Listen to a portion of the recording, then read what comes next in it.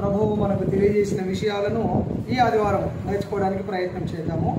దేవునికి మహిమ కలుగును గాక. ఇక్కడ చదివిన వచనంలో ముఖ్యమైన 3 విషయాలు మనకు అర్థమవుతున్నాయి. మొదటిది దేవుని మందిరం. చెప్తారా? దేవుని మందిరం. రెండవది దేవుని మహిమ.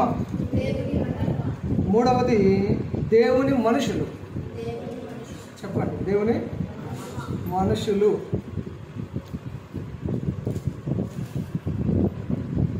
దేవుని మందిరం గురించి వచ్చినప్పుడు బైబిల్లో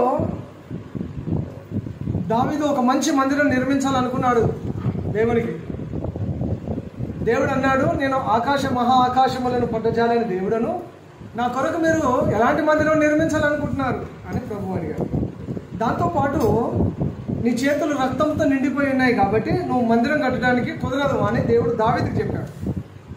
కానీ దావీదు అన్నాడు, నేను కట్టను, కానీ నా తర్వాత నా కుమారుడు మందిరం కడితే పర్వాలేదా అని అడిగితే, నీ కుమారుడు కట్టవచ్చు, సొలొమోను మందిరం కట్టడానికి ఓకే అని దేవుడు చెప్పాడు. సొలొమోను అనే పేరుకి అర్థము సమాధానపరచువాడు అని అర్థం, శాంతినిచ్చువాడు అని అర్థం.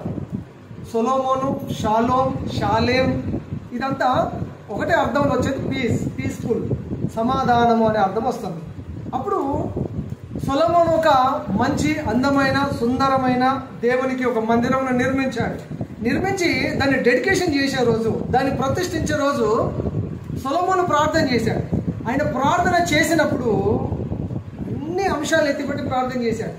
ఆయన ప్రార్థన చేయడము ఆపగానే బలమైన దేవుని మహిమ మందిరం మీదకి వచ్చేసింది. దేవునికి స్తోత్రం, హల్లెలూయా. దేవుని మందిరం మీదకి దేవుడే దిగి రావడము, దేవుని మహిమతో నింపడము, ప్రజలందరూ కన్నులారా ఆ మహిమను చూడడము, నిజంగా దేవుడు ఇక్కడ ఉన్నాడు, మనం ఈ మందిరంలో విడిచిపెట్టాడు, దేవుడు ఇక్కడ ఉన్నాడు, మనం ఈ మందిరంలో ఉండాలి అని ప్రజలందరూ తీర్మానం చేసుకున్నారు. ఆ మందిరము చూసుకుంటూ వెళ్ళిన వారికి కూడా సమాధానమే, ఆ మందిరంలోకి వచ్చే వారికి కూడా దీవెననే. అలా ఆ మందిరం నిర్మించబడింది. కాబట్టి ప్రజలు ఎప్పుడు కూడా మందిరాన్ని ప్రేమించేవారు, దేవుని మందిరమును ఇష్టపడేవారు, అక్కడికి వెళ్ళడానికి సమయాన్ని కేటాయించుకునేవారు. ఎన్నో చోట్లకి వెళ్తాము, ఎక్కడెక్కడికి వెళ్తాము, ఊర్లు వెళ్తాము, ప్రయాణం వెళ్తాము, ఫంక్షన్ వెళ్తాము, చుట్టాల ఇంటికి వెళ్తాము, వీళ్ళింటికి వాళ్ళింటికి, ఎన్నో ఇళ్ళకి వెళ్తాము. చర్చెస్లలో కూడా రకరకాల చర్చిలు, చూడదగ్గ చర్చిలు లేదా చరిత్రాత్మకమైన చర్చిలు. ఇక్కడ 1 కోటి రూపాయలు 2 కోట్లు 100 కోట్లు పెట్టి కట్టిన చర్చ్ చూడడానికి వెళ్తా ఉన్నారు. అక్కడ చరిత్రాత్మకమైన ఆసియాలో ఉన్న ఫస్ట్ చర్చ్ అని చెప్పి అక్కడికి వెళ్తా ఉన్నారు. ఇక్కడ 52 రోజులలో కట్టిన చర్చ్ అని చెప్తే చూడడానికి వెళ్తా ఉన్నారు. ఇంకా రకరకాల చర్చిలు ఉన్నాయి, మందిరాలు ఉన్నాయి, చూడడానికి వెళ్తా ఉన్నారు ప్రజలు. కానీ నువ్వు ఆరాధించుకోవడానికి నీకు అందుబాటులో ఉన్న చర్చిలో నీవు వెళ్ళి నువ్వు దేవుని మహిమపరచగలిగితే నీ మీదికి సమాధానం వస్తుంది, నీ మీదికి దీవెన వస్తుంది. హల్లెలూయా. సొలొమోను ప్రార్థన చేస్తే దేవుని మందిరం మీదకి మహిమ వచ్చింది. ఆ మందిరంలో నుండి ప్రజలను దేవుడు ఆశీర్వదించడము ప్రారంభించాడు. ఎందుకు ఇదంతా అని ఒక ప్రశ్న వేసుకోగలిగితే, ఎందుకు ఇదంతా అని అంటే, దేవుని మందిరం కొరకు దేవుడు మనల్ని నియమించాడు. దేవుని మందిరం ద్వారా ప్రభువు మనల్ని ఆశీర్వదిస్తానన్నాడు. కీర్తనకారుడు చెప్తూ ఉన్నాడు, 92వ కీర్తన 12వ వచనం, యెహోవా మందిరంలో నాటబడిన వారే మీరు ఆయన ఆవరణములలో వర్ధిల్లుతారు. దేవుని మందిరంలో వర్ధిల్లుతాము అని తెలిసినప్పుడు తప్పక మనం రావాల్సింది దేవుని మందిరానికి. హల్లెలూయా. దేవుని మందిరంలో దీవెన ఉందని తెలిసినప్పుడు ఇక్కడ రాకుండా ఇంకెక్కడికి వెళ్తారండి? చెప్పండి, ఎక్కడికి వెళ్ళాలి? ఎక్కడికి వెళ్తారండి? ఎక్కడికి వెళ్ళాలి మనం? అందరూ మీరు ఏదో లోకంలో ఉన్నట్టున్నారు, అందరు ఇక్కడే ఉన్నారా? హల్లెలూయా, హల్లెలూయా. ఇంకా చెప్తాం, హల్లెలూయా, హల్లెలూయా. అందరు ఇక్కడ ఉన్నారు కదా. దేవుని మందిరంలోనే వర్ధిల్లుతాము అని వాక్యం చెప్పినప్పుడు మనము వర్ధిల్లాలన్నా, దీవెన పొందాలన్నా, సమృద్ధి రావాలన్నా తప్పక రావాల్సిన స్థలము దేవుని మందిరము. 92వ కీర్తన 12వ వచనం ప్రకారం మనము దేవుని మందిరంలోనే వర్ధిల్లుతాం. కాబట్టి దేవుని మందిరం కొరకు ఎంత దూరమైన వెళ్ళాలి, దేవుని మందిరం కొరకు ఎంత దూరమైన వెళ్ళాలి, దేవుని మందిరమును కాపాడుకోవాలి. ఎందుకంటే దాని ద్వారా మనకు ఆశీర్వాదం. చర్చ్ అనేది ఎస్టాబ్లిష్ అయింది ఎక్కడంటే అపోస్తల కార్యం 2వ అధ్యాయంలో, క్రీస్తు శకం 2లో మొట్టమొదటిగా చర్చి నిర్మాణం జరిగింది, సంఘ నిర్మాణం జరిగింది, సంఘ స్థాపన జరిగింది. మొదటి శతాబ్దంలో సంఘ స్థాపన జరిగింది. దానిని వ్యవస్థాపకుడు, దానిని కొనసాగించేవాడు, ఆ సంఘం కోసం ప్రాణం పెట్టినవాడు మన ప్రభు అయిన యేసే. అపోస్తల కార్యం 20వ అధ్యాయం 28వ వచనం ప్రకారంగా యేసు తన స్వరక్తం ఇచ్చే సంఘాన్ని రక్షించుకున్నాడు. మనల్ని తన స్వరక్తం ఇచ్చే సంఘంగా మనల్ని ఏర్పాటు చేశాడు, రూపుదిద్దాడు, నిర్మాణం చేశాడు. తన రక్తంతో కొన్నవారం మనము. సంఘంలో కూర్చున్న మనమంతా ఆయన రక్తంలో కొన్నవారము. సంఘంగా పిలువబడుతున్నామంటే యేసయ్య తన రక్తాన్ని ఇచ్చి ప్రత్యేకమైన ఒక స్థానాన్ని ఇచ్చి మనల్ని ఒక గుంపుగా చేర్చి సంఘముగా పిలుస్తూ, వధువు సంఘముగా, ఎత్తబడే సంఘముగా, ఆయనకి ఇష్టమైన సంఘముగా ప్రభువు లోకంలోని అన్ని సంఘాలను ఒకే యూనివర్సల్ చర్చ్, సార్వత్రిక సంఘముగా సిద్ధపరిచాడు. ఈ సంఘాలన్నీ ఐక్యతలోనికి వచ్చినప్పుడు ఆయన రారాజుగా, పెళ్లి కుమారుడుగా వస్తాడు. మనం సిద్ధపరచబడిన ఆభరణాలతో, సిద్ధపరచబడిన కన్యకగా, వధువుగా ఆయనను ఎదుర్కోవడానికి వెళ్తాము. గొర్రెపిల్ల పెళ్లి విందు పరలోకంలో ఉంటాం. హల్లెలూయా. దేవుని మందిరము ప్రారంభించింది, దాని కొరకు ప్రాణం పెట్టింది యేసయ్య. ఆయన చెప్తున్న మాట ఒక అద్భుతమైన మాట. చదువుతారా? 1 కొరింథీ పత్రిక 3వ అధ్యాయం 16వ వచనం. 1 కొరింథీ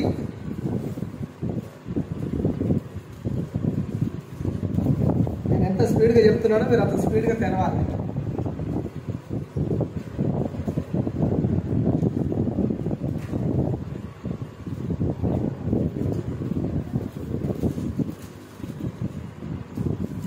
చదవరా? 3వ అధ్యాయము 16వ వచనం. మీరు దేవుని ఆలయమై ఉన్నారని, దేవుని ఆత్మ మీలో నివసిస్తున్నాడని మీరు ఎరగరా?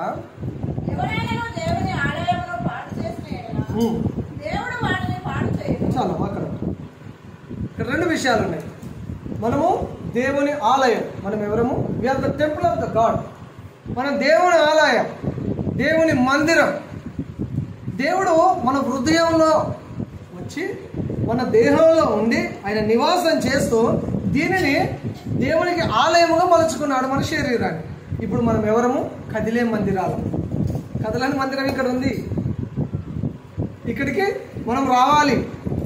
ఇక్కడ నుండి మనము దేవుని మన హృదయంలో ప్రతిష్ఠించుకొని, లేదా ఆయన ఆత్మను పొందుకొని ఆయన ఆత్మచేత నింపబడిన వారమై మనము వెళ్తున్నప్పుడు మన సమాజంలో కదిలే మందిరాలుగా మనం వెళ్తున్నాం. కదిలే మందిరాలు. మనం ఎవరము? కదిలే మందిరాలం.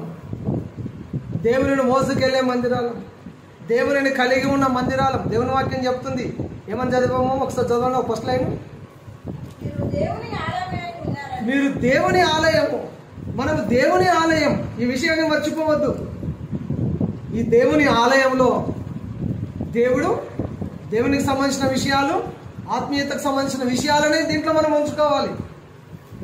మిగతా విషయాలు దీంట్లో చోటు ఇవ్వకూడదు. మిగతా వాటికి ఒకవేళ ఇస్తే దేవుని వాక్యం చెప్తున్నా మందిరం పాడైపోతుంది. ఎవడైనా ఈ మందిరమును, ఎవడైనా నీ హృదయం అనే మందిరమును, ఎవడైనా నీ దేహం అనే మందిరమును పాడు చేసుకుంటే దేవుడు వాడిని పాడు చేస్తాడు. దేవుడు పాడు చేసేది ఇన్ని చెప్పిన వినకపోతే మనం వెళ్ళాల్సింది అక్కడే కాదు. ఏం లేదు, మనం పంపించేది అక్కడికే కాదు. అక్కడ అగ్ని ఆరదు, పురుగు చావదు.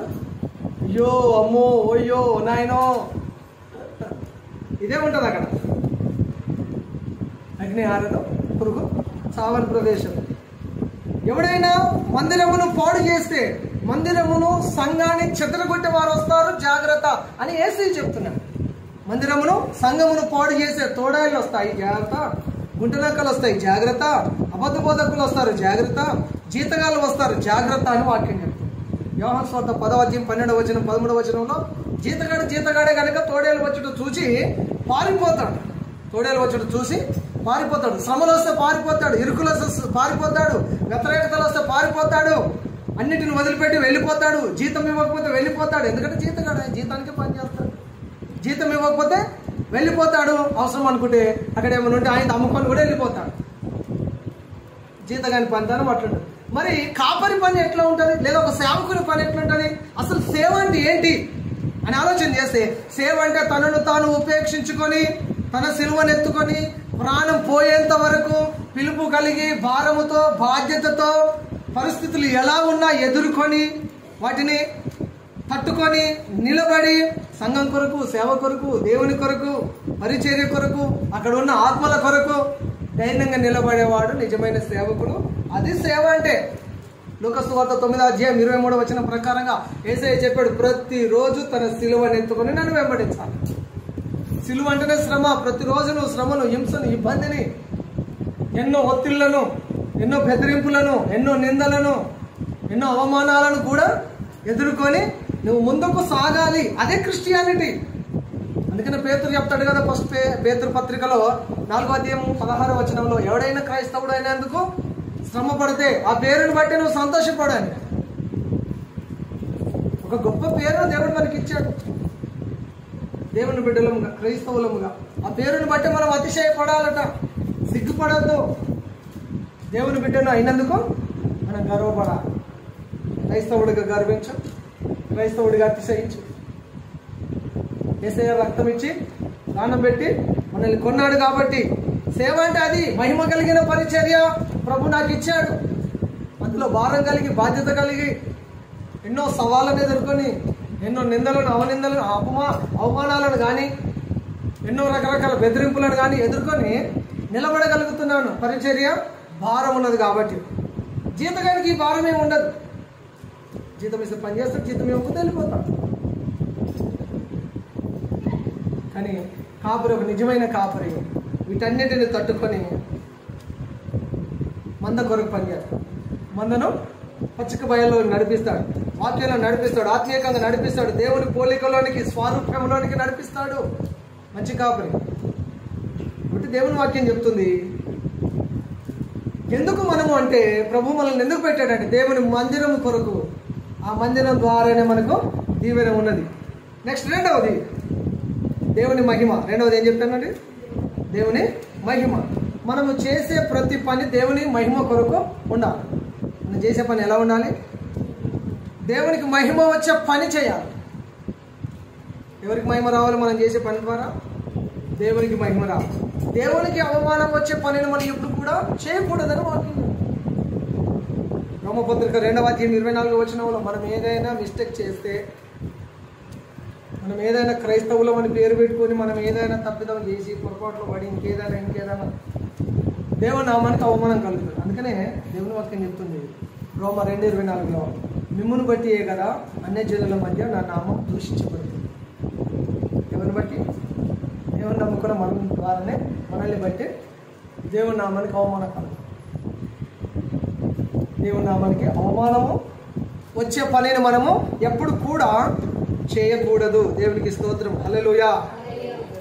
దేవుని మహిమ, దేవుని మహిమ పాత నిబంధన గ్రంథంలో చూసినప్పుడు, మనము ఓల్డ్ టెస్ట్మెంట్ లో చూసినప్పుడు భక్తులందరూ ప్రభువా నీ మహిమ నాకు చూపించు, నీ మహిమను చూపించు, నీ మహిమను చూపించు అని అడిగేవారు, గోజాడేవారు. ప్రభు స్పర్శ కనబడితే చాలు, ప్రభు మహిమ కనబడితే చాలు, నా జీవితం ధన్యం అయిపోయింది అనుకునేవాళ్ళు. నిర్గమకాండము 33:18 మోషే అడుగుతున్నాడు, నీ మహిమను కనపరచుము అని. ప్రభువా నీ మహిమను నాకు కనపరచుము అని గోజాడుతా ఉన్నాడు. దేవుడు చెప్పాడు, బాబు మోషే నా మహిమను ఫుల్గా నువ్వు చూడడానికి లేదు, అనుమతించను. నేను ఈ బండ నుంచి అటు దాటి వెళుతున్నప్పుడు ఈ మధ్యలో ఈ సందులో నుంచి నేను దాటి వెళ్తున్నాను, నా వెనక భాగం మాత్రం నువ్వు చూస్తావా. వెనక భాగం చూసిన మోసేనే, నేను దేవుని చూసినా అని ఉప్పి తప్పిపోయి సంతోషం, ఎగ్జైట్మెంట్ మామూలుగా లేదు. కొత్త నిబంధనలో నీకు నాకు మనకిచ్చిన ఆ మహిమ ఎట్లా అంటే తెలుసా అండి? రోమ 8:30 తెరవండి చదవండి. రోమపత్రిక 8:30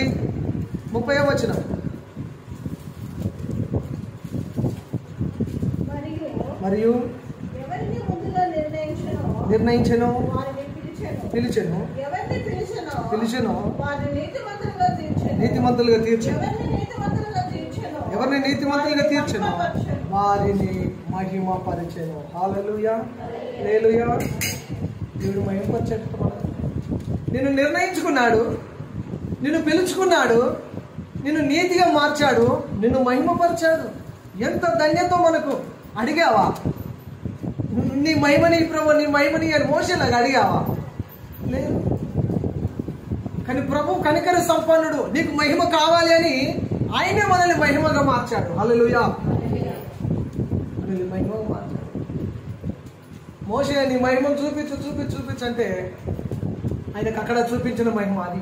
ఆ తర్వాత చాలా సందర్భాలలో దేవునితో ముఖాముఖిగా మాట్లాడడము, కొండ మీద 2 సార్లు మాట్లాడడము, ఎన్నోసార్లు స్వరం ద్వారా మాట్లాడడము. దేవుడు ఆయన 2 సార్లు సీనాయి కొండ మీద ఆ మహిమలోనే వారు మాట్లాడుతూ అడగంగా అట్లాంటి ధన్యతలు వచ్చాయి. తర్వాత మత్తయి సువార్త 17వ అధ్యాయం రూపాంతర కొండ దగ్గర యేసు ప్రభు రూపాంతరం చెందినప్పుడు అక్కడ ఆ మహిమ కలిగిన పర్వతం మీద మోషే, ఏలీయాయు, యేసయ్య 3 ముచ్చటిస్తా ఉన్నారు. అదంతా మహిమతో నిండిపోయింది. చూడండి, దేవుడు అడగకుండానే తన మహిమను మనకిచ్చి ఆయనను మహిమపరచడానికి మనకు ఆ మహిమను ఇచ్చాడు. మనల్ని ఒక మహిమగా మార్చాడు. ఇదివరకు చెప్పాడు ఫస్ట్ పాయింట్ ఏంటి? దేవుని మందిరం. మనం కదిలే మందిరం అని చెప్పాను, గుర్తుందా? హల్లెలూయా. మనం ఎవరము? కదిలే మందిరం. ఇప్పుడు 2వ దాంట్లో దేవుని మహిమ, దాంట్లో దేవుడు మనల్ని మహిమగా మార్చాడు. మనము గ్లోరీని క్యారీ చేస్తున్నాం. హల్లెలూయా. మహిమను మోసుకొని వెళ్తున్నాము. నువ్వు వీధులలో వెళ్తున్నప్పుడు, ఇంట్లో వెళ్తున్నప్పుడు, చర్చికి వస్తున్నప్పుడు దేవుని మహిమ నీ మీద ఉన్నదని నువ్వు మర్చిపోవద్దు. నువ్వు మహిమను మోసుకెళ్తున్నావు. మనం మహిమను మోసుకొని వెళ్తున్నావు. నువ్వు కదిలే మందిరానికి మాత్రమే కాదు, నువ్వు దేవుని మహిమను మోసుకెళ్లే వ్యక్తివి, సాధారణమైన వ్యక్తివి కాదు. దేవుడు మనల్ని మహిమగా మార్చాడు. మహిమగా ఉంటున్నామా? మహిమకరమైన మాటలు, మహిమకరమైన జీవితం, మహిమకరమైన విధానంలో ఉంటుందా? లేదా మనల్ని బట్టి, లేదా నిన్ను బట్టే దేవుడి నామానికి అవమానం కలుగుతుందా? దేవుడు డిక్లేర్ చేసేసాడు, నిన్ను మహిమగా మార్చేశాడు.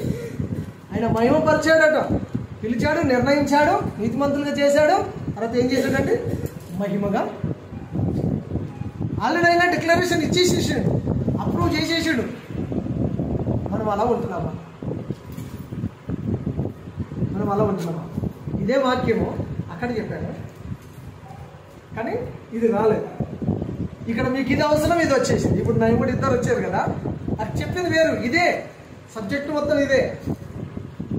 అక్కడ ఏం అవసరమో దేవుడు వాళ్ళతో అది మాట్లాడు, ఇక్కడ మనకి ఏం అవసరం దేవుడు మనతో మాట్లాడుతున్నాడు. నువ్వు గ్లోరీని క్యారీ చేస్తున్నావు అనే సంగతి మర్చిపోకూడదు. దేవుడు నన్ను మహిమగా మార్చాడు. నేను ఎక్కడికి వెళ్ళినా, నేను ఏం చేసినా, నేను మాట్లాడిన చూసినా, నా ప్రతి దాంట్లో దేవుని మహిమ నాలో ఉన్నదనే ఆ స్పృహ కలిగి మనం చేయాలి. నువ్వు చేయబెట్టు, హాస్పిటల్ చేయబెట్టి ప్రార్థన చేయాలని ఏం లేదు. నువ్వు చేయబెట్టి ప్రార్థన చేయి, నువ్వు పరిస్థితుల కొరకు ప్రార్థన చేయి. దేవుని మహిమ కలిగిన వ్యక్తి, నువ్వు ఏదైతే అడుగుతావో అది నీ జీవితంలో వస్తుంది. నీలో చాలా శక్తి ఉంది. నా వల్ల ఏం కాదు, నేను చేతగాని దాని, నేను చేతగాని వాడను, నా వల్ల ఏం కాదని మన వాళ్ళు ఉండడానికి లేదు. దేవుడు నేను ఒక మహిమగా మార్చాడు. దేవునికి స్తోత్రం. హల్లెలూయా. అదే 1 కొరింథీ పత్రిక 6వ అధ్యాయం 20వ వచనంలో రాయబడింది. చదవండి, అక్కడ ఉన్నారు కదా, చదవండి ఒకసారి. 6:20, 1 కొరింథీ 6:20. ఈరోజు త్వరగా చదవట్లేదు. ఈరోజు మీరు విలువ పెట్టి కొనబడిన వారు కనుక మీ దేహంతో దేవుని మహిమపరచు. దేవుడు నిన్ను మహిమగా మార్చాడు కదా, నీ దేహంతో దేవుని మహిమపరచు. దేవునికి అవమానం వచ్చే పని చేయొద్దని స్టార్టింగ్లో చెప్పాను. దేవుని మహిమపరచాలి. వీడికి కూడా చప్పట్లు కొట్టినా దేవునికి మహిమే, నువ్వు పాట పాడినా దేవునికి మహిమే, నువ్వు ప్రార్థన ఏకీభవించినా దేవునికి మహిమే, అట్లీస్ట్ ఒక హల్లెలూయా అని చెప్పినా దేవునికి మహిమే, ఒక ఆమేన్ అని చెప్పినా దేవునికి మహిమే. నువ్వు ఇక్కడ నీ ప్రెసెన్స్ ఇక్కడ ఉండడమే దేవునికి మహిమ, నువ్వు ఇక్కడికి రావడమే దేవునికి మహిమ. మీ దేహంతో దేవునిని మహిమపరచండి, మన దేహంతో దేవునిని అవమానపరచకూడదు. దేహంతో దేవునిని మహిమపరచండి. ఎందుకంటే మనము ఆయనకు చెందిన వారం. ఆయన విలువ పెట్టుకున్నాడు, మనల్ని విలువ పెట్టుకున్నాడు. దానికి రుణం తీర్చడానికి మనం సరిపోం. జీవనం సరిపోదు, జీవితం సరిపోదు. ఎంతగా స్తుతించినా, ఎంతగా మనం ఆయన కొరకు చేసినా ఇంకా మనం ఆయన రుణస్తులమే. ఆ రుణం ఒకరోజు తీరిపోయేది కాదు. యుగ సమాప్తి వరకు నేను మీతో కూడా ఉంటానన్నాడు ప్రభు. ఇక్కడున్నా అక్కడున్నా యుగ సమాప్తి వరకు ఆయనతోనే ఉంటాం మనము. ఒకరోజు తీరిపోయేది కాదు ఇది. మనకున్న గొప్ప ఆధిక్యత అదే. ఈ మధ్యలో ఎన్నో వస్తాయి, ఎన్నో పోతాయి, ఎన్నో సమస్యలు వస్తాయి పోతాయి, ఎన్నో హెల్త్ ఇష్యూస్ వస్తాయి పోతాయి, ఎన్నో ఫైనాన్షియల్ ప్రాబ్లమ్స్ వస్తాయి పోతాయి. క్రైస్తవులుగా ఉన్నందుకు మీకు ఎన్నో రకరకాల, మనకి ఎన్నో రకరకాల సమస్యలు, బాధలు వస్తాయి పోతాయి పోతాయి. ఈ వారంలో మరి మేము భయంకరమైన సిచ్యువేషన్ ఎదుర్కొన్నాం. వస్తాయి పోతాయి, వస్తాయి వస్తాయని ఇంత రోషంగా చెప్తుంటాను కదా, వచ్చి నాకు కూడా వచ్చేసి వస్తుంది, మనకు కూడా వస్తాయి. వచ్చినప్పుడు నిలబడగలగాలి. నిలబడితే వెళ్ళిపోతాయి, నిలబడితేనే పోతాయి. నా పక్షానే వీళ్ళిద్దరు నిలబడ్డారు. ఇక్కడ నుంచి ఈ చర్చ్ తరఫున, మీ అందరి తరఫున రిప్రజెంటేటివ్గా సంఘ పెద్దలు నిలబడ్డారు. సమస్యలు వచ్చినప్పుడు నిలబడాలి.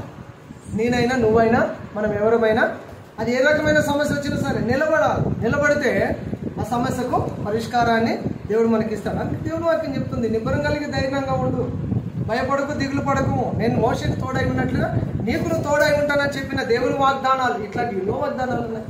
వాటన్నిటిని పట్టుకొని మనం ముందుకు సాగాలి. దేవునికి స్తోత్రం, హల్లెలూయా. విలువ పెట్టి కొనబడిన నీవు నీ జీవితం ద్వారా దేవునికి మహిమ, మన ద్వారా దేవునికి మహిమ రావాలి. మనం దేవునికి మహిమపరిచే వ్యక్తులము అయితే మన కొరకు ఒక రివార్డు రెడీగా ఉందంట. ఆ రివార్డ్ ఏంటి చదువుతారా? 1 పీటర్ 1 పేతురు 5:4. నీవు నేను మనము దేవుని మహిమపరిచే వ్యక్తులమే అయితే మన కొరకు రివార్డు దాచిపెట్టబడింది, సిద్ధం చేయబడింది. ఆ రివార్డ్ కొరకు ఓపెన్ చేద్దాము. స్క్రాచ్ కార్డ్ లాగా తెరవండి ఆ బైబిల్ వచనాన్ని, ఆ రిఫరెన్స్ తెరవండి. ఆ రివార్డు కొరకు చదవండి. 5:4.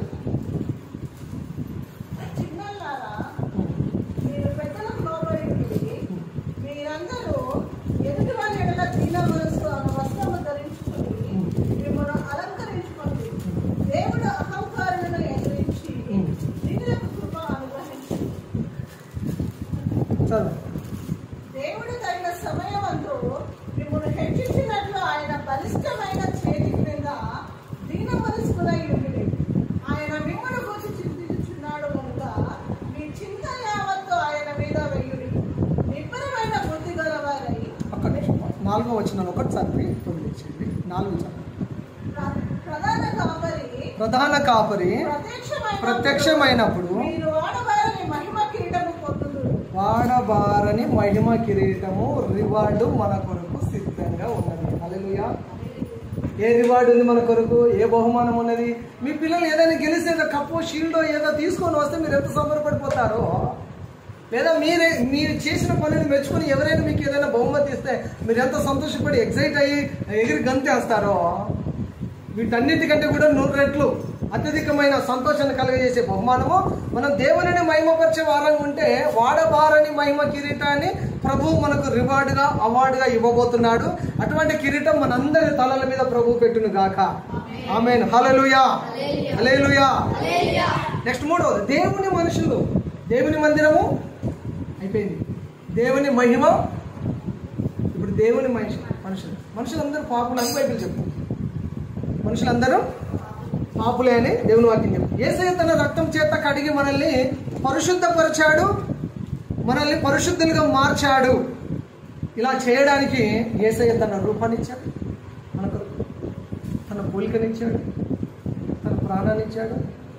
తన రక్త ప్రోక్షణతో మనకు విమోచన క్రయధనం ఎలా చెల్లించాడు, సిలువకు వెళ్ళాడు, మన కొరకు ఇదంతా భరించి మనల్ని ఆయన మహిమగా, ఆయన బిడ్డగా, ఆయన కుమారుడిగా, ఆయన కుమార్తెగా మార్చుకున్నాడు. ఆయనే చెప్పాడు, మీరు నాకు కుమారులు కుమార్తెలనై ఉంటారు, నేను మీకు తండ్రినై ఉంటాను. ఆయన మన పరలోకపు తండ్రి. నేను మీకు తండ్రినై ఉంటాను, మీరు నాకు కుమారులు కుమార్తెలుగా ఉంటారు.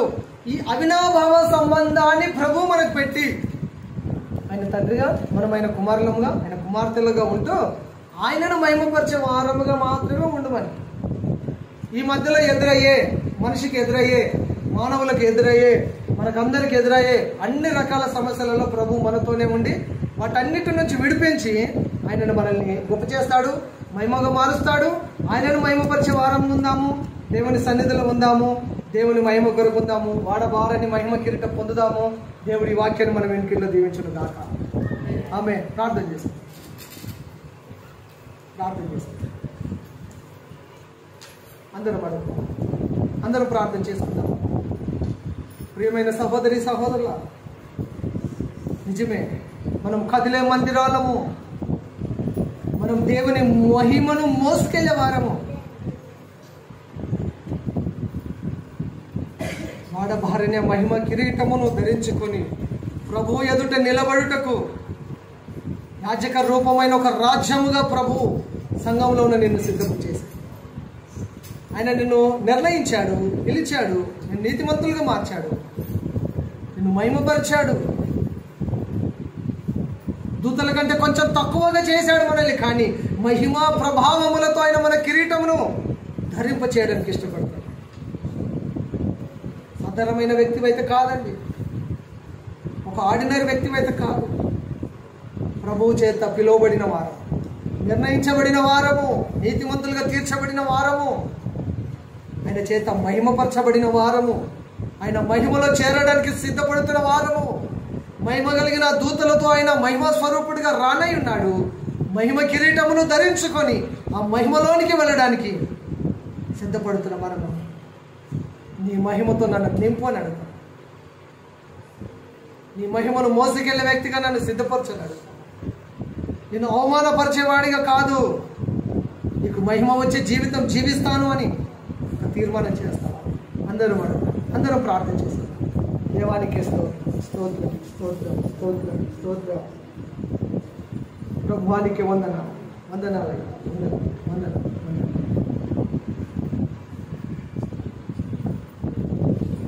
మహిమను విడచి మహిలోకి దిగి వచ్చి మార్గముగా మారి మరో రూపమిచ్చావు.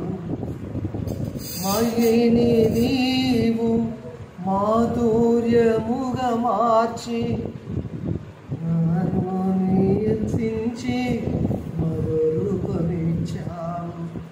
మహిమలో నేను మహిమను చూడా మహిమగా మార్చింది నీ కృపా. మహిమలో నేను మహిమను పొందా మహిమగా మార్చింది నీ కృప. యేసయ్యా నీ కృప నాకు చాలయ్యా, నీ కృప లేనిదేనే నుండలేనయ్యా. యేసయ్యా నీ కృప నాకు చాలయ్యా, నీ కృప లేనిదేనే బ్రతుకలేనయ్యా. నీ కృప లేని క్షణము, నీ దయలేని క్షణము నేను ఊహించలేను యేసయ్యా. నీ కృప లేని క్షణము, నీ దయలేని క్షణము నేను ఊహించలేను యేసయ్యా. యేసయ్యా నీ కృప నాకు చాలయ్యా, నీ కృప లేనిదేనే బ్రతుకలేనయ్యా. యేసయ్యా నీ కృప నాకు చాలయ్యా, నీ కృప లేనిదేనే నుండలేనయ్యా. హల్లెలూయా హల్లెలూయా.